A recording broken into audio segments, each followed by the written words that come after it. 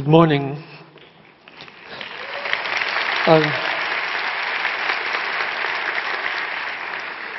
Well, I'm delighted to be here and to take part in this.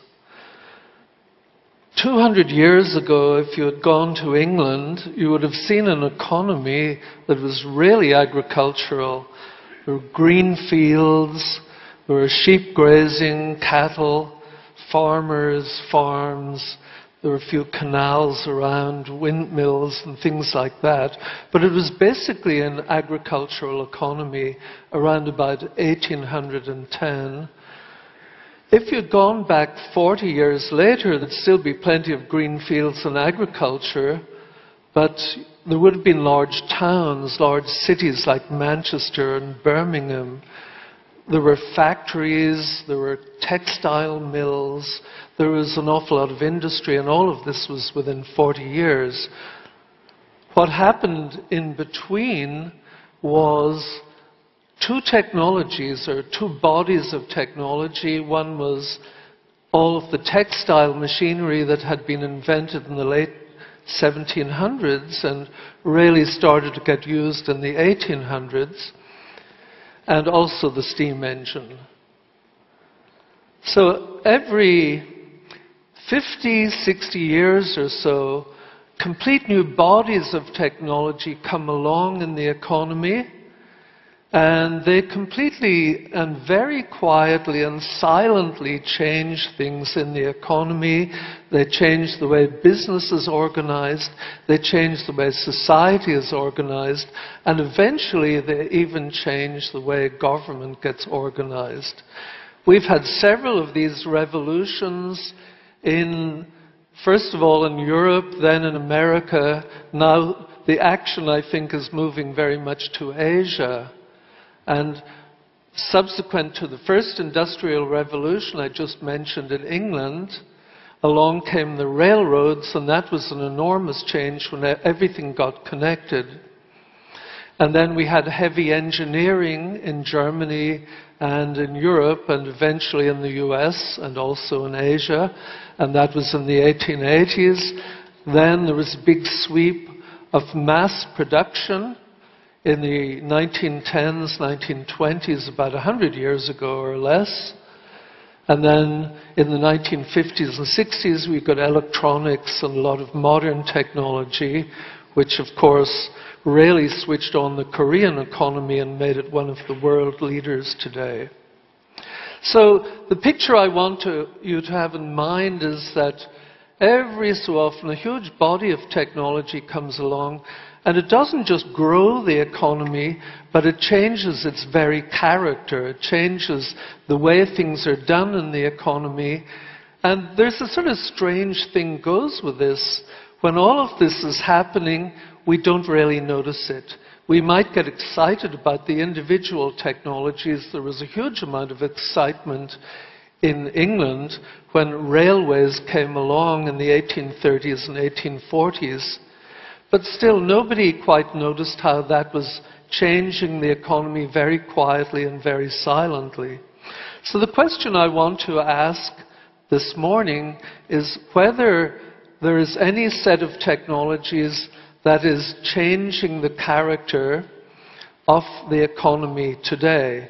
And keep in mind what I'm saying applies to the United States, where I currently live, to Europe, where I'm originally from, but also, of course, to Asia, at least to the very highly developed economies here, among which are Japan, Korea, Singapore, Taiwan, and China itself. So my question is there any really deep change happening in the economy at the moment? Now, one place, an obvious place to look would be the biological technologies, what we call biotech, or the genetic technologies, which are a subset of that. But I don't think that they've yet changed the character of anything. They haven't quite changed the economy anywhere. They're becoming increasingly important, especially where I live. I live in Silicon Valley, Santa Clara County, which is right in between Stanford and San Jose in California. Another possibility is nanotechnology, but again, I think that'll be important and will change the economy maybe in 40 or 50 years' time, but it's still too early. Now, an obvious candidate to be changing the economy very deeply is computers, or if you like, telecommunications. All the technologies we call information technology, or ICT, information and communications technology. The economy is becoming digitized. And when I first started to think about this, I began to think, well, what real difference is computation making? Maybe not that much. My bank has computerized a couple of decades ago or more.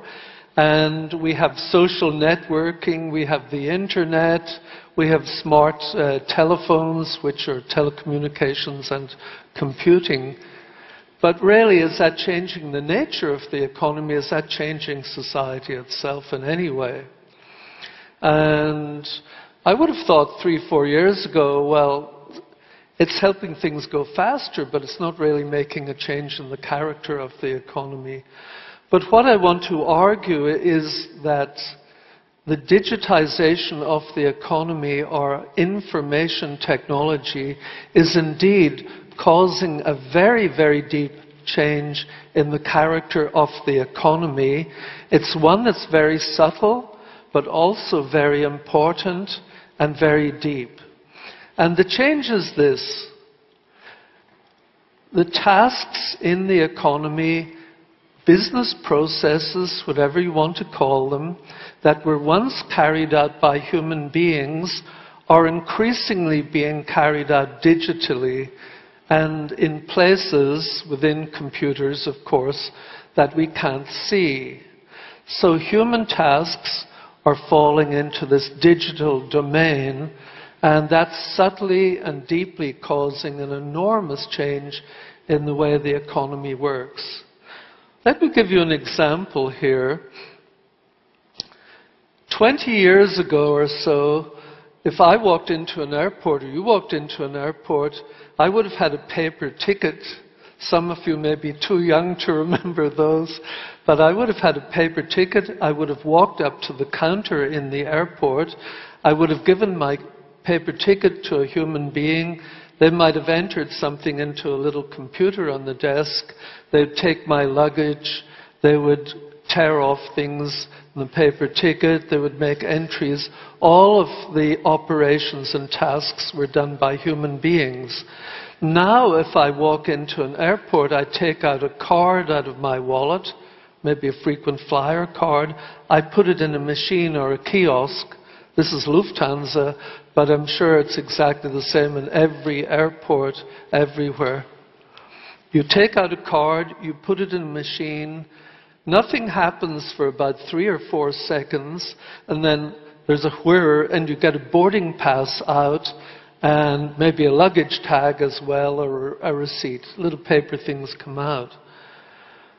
What interests me is what happens in those 3 or 4 seconds. Something happens that you don't see. And if you start to think about what happens or read up on what happens is the moment I put in my card, certain computers that the machine is attached to start to recognize my name.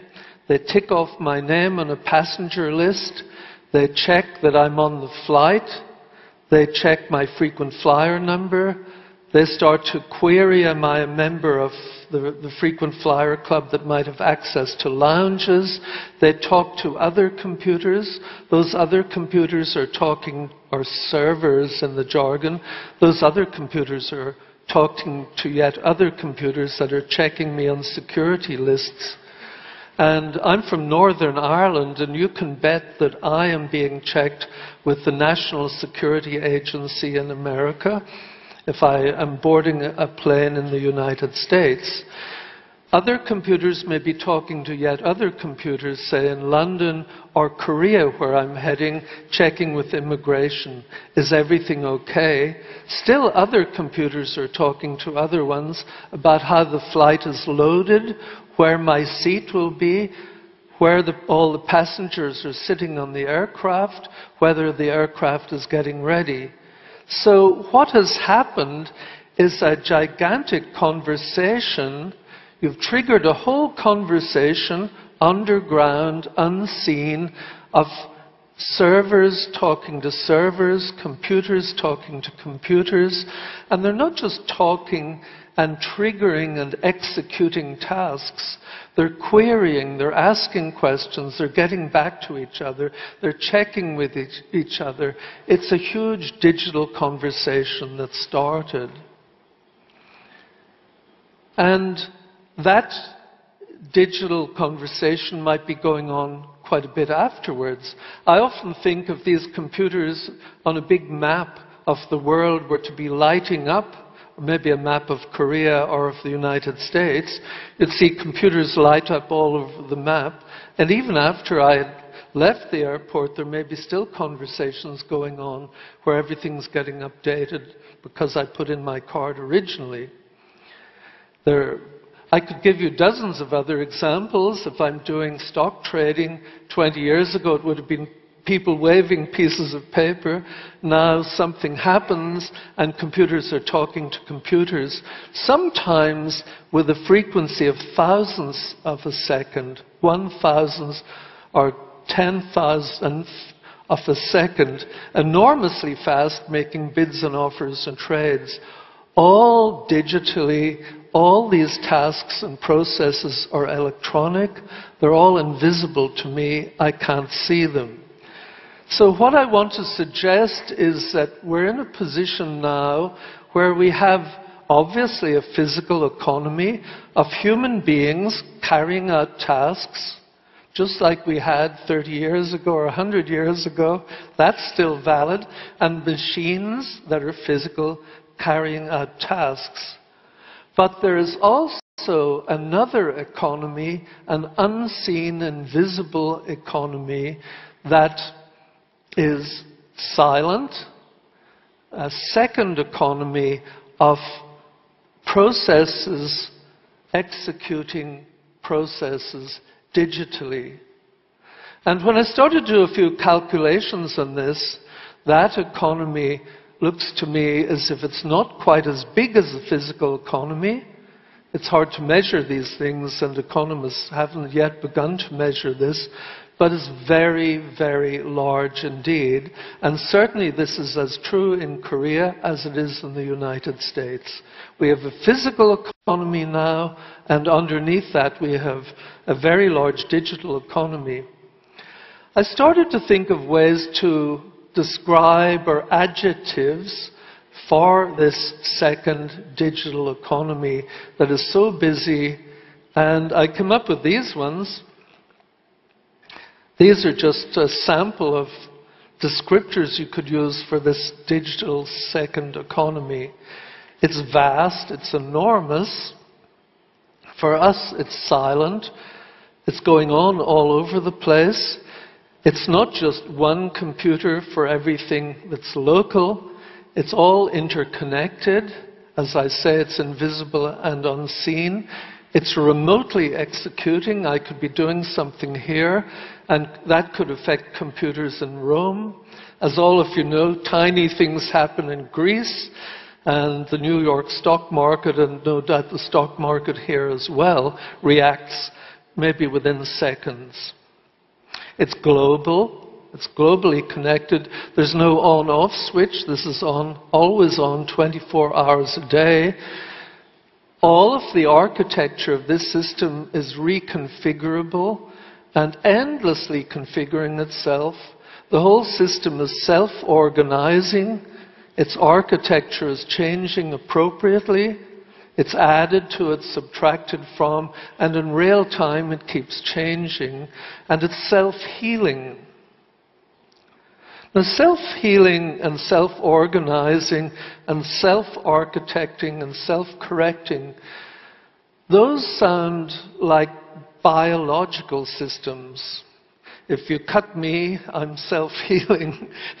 Part of my brain, I hope, is self-organizing. everything we do in our brains is reconfiguring and self-configuring. These are biological descriptors. And so I began to think of this second digital economy, this highly interconnected set of digital processes talking to other digital processes. I began to think of it metaphorically as like a very large root system. It's a root system maybe for physical trees that are in the physical, that represent the physical economy. Let me describe to you what I have in mind. I did a lot of work in Santa Fe in New Mexico, and in New Mexico and Colorado we have large forests of aspen trees. Aspen trees are different from ordinary trees. One ordinary tree has its own set of roots, and another ordinary tree neighboring it has its own set of roots. Aspen trees are different. Aspen roots are all interconnected underground in an enormous system. For every acre of aspen trees, there are 10 miles of roots just below the ground. So in an aspen forest, you have a root system that's highly interconnected. It's always renewing itself. It could be as much as 500,000 years old. These are very, very old root systems. And then every so often they'll put up little aspen trees, little shoots that come up above the ground, and that root system will continue to grow and configure itself. So I'm thinking of the economy like that. Above the ground you have this aspen forest. Those are the trees that you can see. Below there's the digital economy, configuring, reconfiguring, the two connecting and speaking to each other, the physical economy interacting with the root economy just below the ground, the digital economy that's so highly interconnected, but to us invisible. So far I've been emphasizing that the digital economy is a network of, if you like, things talking to things, computers talking to computers, computers and servers talking to satellites that are talking to atomic clocks, that are, everything's in conversation with everything else digitally, and then doing things in the physical economy, putting up little shoots, taking actions, if you like. And one quality that strikes me, that got me really thinking when I started to think about this, is that increasingly this is giving us another sort of intelligence. Now we have human intelligence. If you're a professor like me, sometimes you can debate whether there is that much intelligence around. But what is happening, this digital economy, is that it's starting to give us a second sort of intelligence, meaning it's sensing the world in some way, just like an animal does. Think of a jellyfish.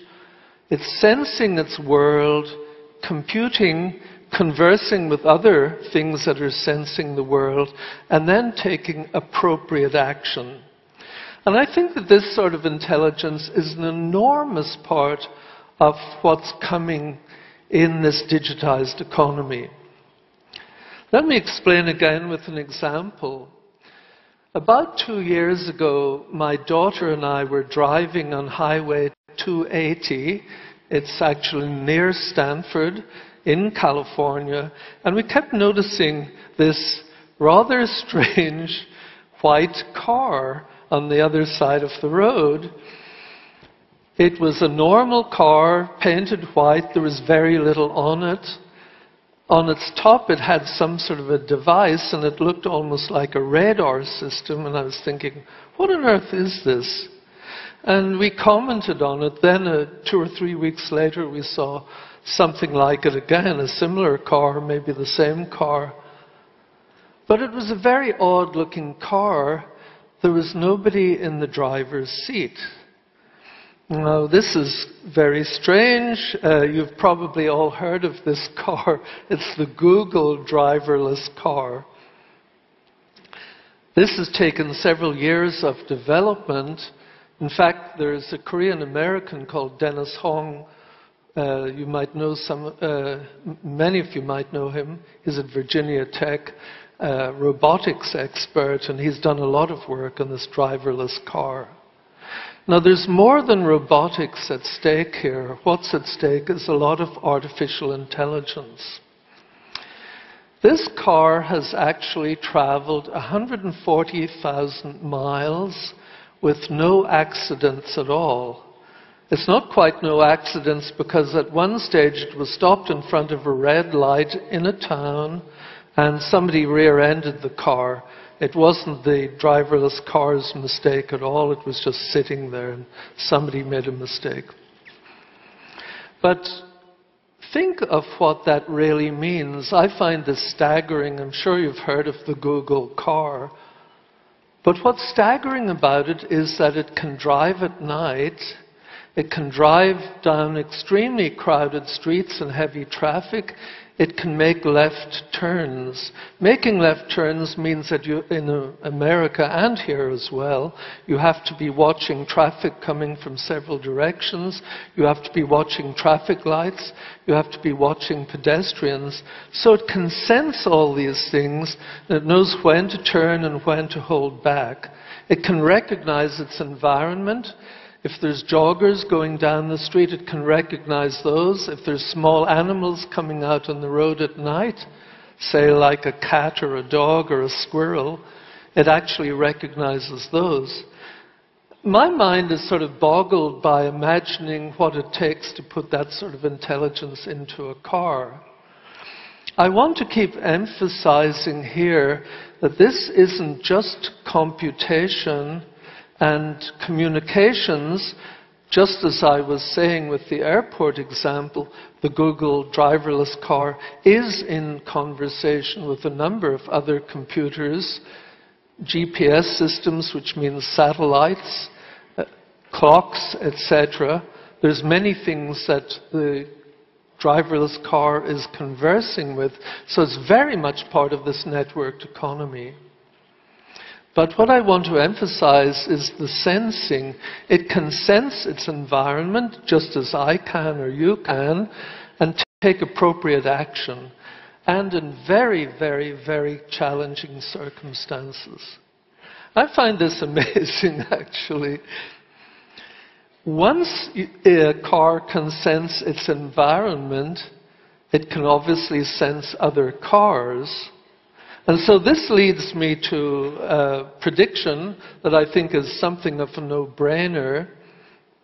This street actually is in Korea, but I would imagine in about 10 years' time, maybe a little bit less, maybe a little bit more, there will be cars that are sensing other cars in traffic, and therefore we will have driverless traffic. You will get into your car, possibly sit in the back seat, maybe eventually there will be no steering wheel at all or no controls. You can sit in the front seat. And maybe your grandchildren, maybe even my grandchildren be saying, "No, Grandpa, is it true that when you were young you used to drive your car? What was that like? That must have been very dangerous because there were all sorts of idiots on the road in those days, but you survived that." So what is going to seem normal in 2050 isn't at all what's normal to us. The point I want to make here is that we have not just things talking to things and executing things that we need in the economy. It's increasingly becoming an economy where things are sensing things, taking intelligent action, intelligent on our own behalf. Now, I don't know whether I find that a bit scary or not, but certainly it's a deep, deep change that's coming. It's not just that we can carry out tasks. It's not just that we have information technology that can carry out many things that are very comfortable and improve wealth and help us greatly. It's that computation or digitization is starting to give us systems that can sense things and react appropriately. And when you start to think of that, that's going to be true maybe in surgical operations. We're certainly pretty close to that, of sensing where things are, sensing where blood systems are, maybe making laparoscopic incisions, these tiny little incisions, carrying out operations, all without anybody being in the room by machine. Now, again, I don't want to be scary, but I think this sort of thing is coming down the road. Before I talk more about that, I want to point out that all of this picture that I'm giving does have a problem. In fact, there's a very large problem associated with it, and it's very, very palpable or feelable in the United States at the moment, and that's the problem of jobs. As things digitize, as tasks digitize and go into this digital economy, we're losing jobs. 20 years ago at Stanford, I had a secretary. Secretaries are now almost a thing of the past. We have personal assistants, but we don't have anyone to do the typing because we do word processing. So we've lost secretaries. We've lost, to a very large extent, draftsmen. Now architects automatically have their drawings set out digitally. We've lost paralegals. We've lost telephone operators. The list goes on and on and on. We've even lost largely the people in the post office who read letter addresses and then sorted your letters. Now that's done digitally as well. So we're losing a lot of jobs. And I think of a kind of rising tide of digitization. That's the blue sea here. And what's left are these islands of jobs. Just what is on these islands? Well, they're the intuitive jobs, the jobs that need judgment. I'm thinking of things like being a policeman. That requires very fine judgment as to how you interact with people, how you intervene, what you're going to go after. Jobs that require empathy, such as being a school teacher, a primary school teacher. Jobs that require judgment, maybe like being a lawyer or being a judge or being a doctor and knowing an awful lot about prognosis. These jobs haven't yet disappeared. And again, when I started to think about that, I was thinking, well, thank God there are some jobs left. I'm a researcher and a professor. I teach and I think and I write, and I'm hoping that I can hold on to my job, and I'm sure all of you can as well, before I'm replaced by something that's highly digitized. But this is a huge concern at the moment in the United States. What's said in the press is that we've lost jobs first to Japan, partly to Korea, because a lot of the manufacturing is done here. And above all, we've lost jobs to China and India. And that, people are saying, well, it's wonderful, we have all these goods coming in from Asia, but where are the jobs? Actually, I'm sure a lot of that is true. But what's happening is that a lot of these jobs, such as telephone operators that I just mentioned, paralegals, have gone extinct due to digitization. And I think this is a much bigger effect than what's happened with the rise of China and India and other economies in Asia. Much bigger effect. So we're running a 10% unemployment rate in the United States. It's certainly the biggest issue there is politically in the US. It's affecting Europe as well. Korea and other economies in Asia are much better set up because you have such strong manufacturing here, and those jobs aren't quite as easily digitized. Not yet, anyway. So I'm concerned that jobs are disappearing into the sea of digitization. And then I began to think, well, that rising sea of digitization is going to stop somewhere. All these intuitive jobs will be left. But then again, here's something else that I'm sure you've thought of, and I have thought of. Will digitization be able to challenge and take over many tasks that we would say are tasks of human intuition? I'm sure you've heard of this, but in the last 2 or 3 years, last 5 years or so, IBM developed a supercomputer. They called it Watson, after the founder of IBM. And IBM's Watson supercomputer was specialized to do one job. It was designed to play a quiz game on television called Jeopardy! Now, my first thought when I was told about this, I was told about this in IBM Almaden, where I'd been doing some work. That's the think tank for IBM. It's a place of very, very smart people. They said, by the way, we're developing a computer to play Jeopardy! And I said, well, okay, play Jeopardy! That just means looking up a few facts. Surely that's trivial. Actually, it's not trivial. You can teach a computer to play chess, which of course IBM did. But you can play a pretty good game of chess, good enough to beat Kasparov anyway.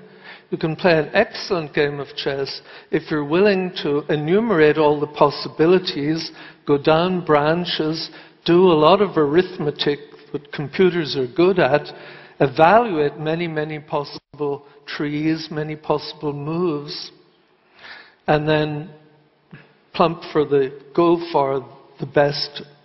Computers are very good at that, but that's pure logic largely. It's a lot of pure arithmetic. Jeopardy is different. Jeopardy asks questions where the answers are part knowledge and part intuition. I'm fishing out a question. This is a typical question from Jeopardy! I never watched it until IBM got involved. Here's the question. This is a question. Arizona's state motto, Ditat Deus, means he enriches. That's the question. So I'll read it again. You're in the audience. Arizona's state motto, the little label under the state, Ditat Deus, 2 Latin words, means he enriches. And that's a question. The answer to that is God. So the computer's meant to say, state motto means he enriches. Oh, maybe the answer to the question is, who is he? Okay, well, if that's the answer to the question, who is he, then there's 2 words here. They must be in Latin. But I'm a computer, and I've been taught Latin and French and German and highly likely Korean. And so I can talk Latin, and I can figure out that Deus in Latin means God. So maybe God is in the Western world a he. Notice all the intuition and all the associations. This isn't logic at all. This is something very loose and very cognitive. And the computer's meant to figure all this out and somehow develop the intuition. I don't know if you watched the actual Jeopardy! Show. I did, and I was very, very intrigued by the whole thing. But the IBM machine beat, these are the 2 champion players of all time playing Jeopardy! Human beings, extraordinarily bright, extraordinarily well informed, and the computer beat them very easily. So again, think about this. This isn't a matter of logic. It's not a matter of just pure knowledge. It's a matter of the computer being programmed to think associatively, to make connections, the sort of neural connections we find very, very easy to make, but computers find very difficult. So what I want to put to you is that if you think about all these digital tasks, they're not just, say, getting some machine to read my bad handwriting on a letter and toss that letter into the appropriate batch at the post office so it can travel in the right direction. We're entering a world now where digitization means taking on intuitive tasks. This has been a huge problem in computing since computing started 50, 60 or more years ago. We said, okay, we can get computers to add numbers, computers to do our accounts and banking. All of banking and finance has gone digital. Financial markets all operate digitally. Human beings are scarcely involved in financial markets. But that's all numbers.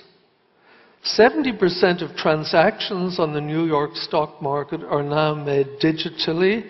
The other transactions are executed digitally, but human beings are making the decisions.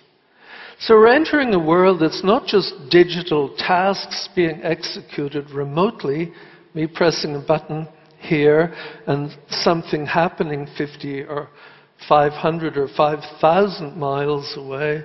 We're entering a world where delicate, intelligent tasks are being decided, maybe appropriately, I hope appropriately, in an intelligent way by digitization.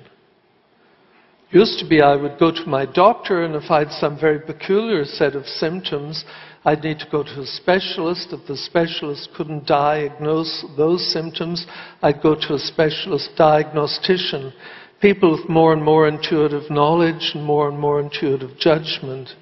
I'd say within 5 years, 10 years, a lot of that will become digitized too.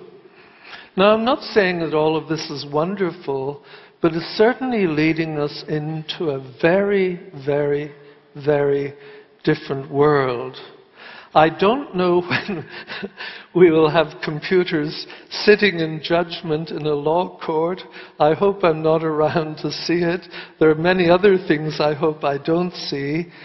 But I think what I can safely predict is that within the next 10 years, 20 years, 30 years, we will see things that we could never have imagined in the year 2011 that could be carried out digitally. I want to finish with this thought. To summarize what I was saying, we have a physical economy, human beings carrying out all these tasks, physical machines carrying out all these tasks, humans interacting with machines, and so on. That's been around for the last 2 centuries. What is now happening and forming, almost as we speak, is a second economy of digital processes, highly networked, becoming increasingly intelligent, interacting with the physical human economy and us interacting with that economy. This is not science fiction. It's not the coming of the singularity, to use a fashionable phrase in Silicon Valley. It's here already. It's here just as much in Korea as it is anywhere else in the world. It's causing jobs to disappear. It's causing an awful lot of prosperity. And I want to finish with this thought. When I talk about this or I write about this, people ask me, is this a big change? I say, yes, it is. Is it the biggest change since the Industrial Revolution? And I say, yes, I do believe it is. Is it the biggest change ever in the economy? And I want to say, I'm an economist, I'm a professor, I have an academic reputation to defend. I like to be conservative. I don't like to stick my neck out very far, but I do believe that this set of changes is the biggest set of changes we have ever had in the economy.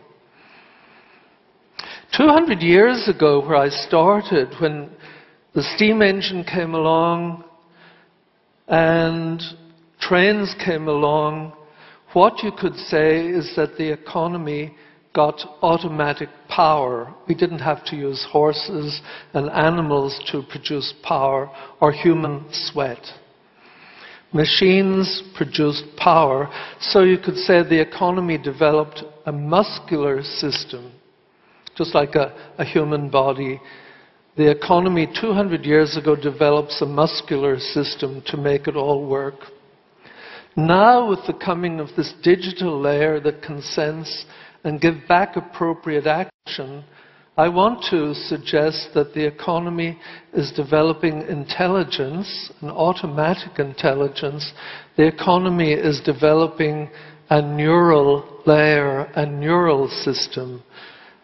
I hope it's not malign. I hope it's nothing bad. I don't think it is necessarily, but it's something different. The economy is developing not just muscles now, but intelligence.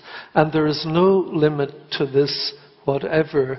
This can deepen and deepen and deepen. It's a very different world. It's completely remaking our world. It's creating for us a very different world. And I think this is where humanities and culture come in. If we are lucky, we will be freed of difficult, nasty tasks that require boredom and a lot of human effort that doesn't lead to much deepening. If we use this correctly, we can have more time to be creative, more time for music, more time to develop poetry, more time to deepen ourselves as human beings. I'll stop there. Thank you very much.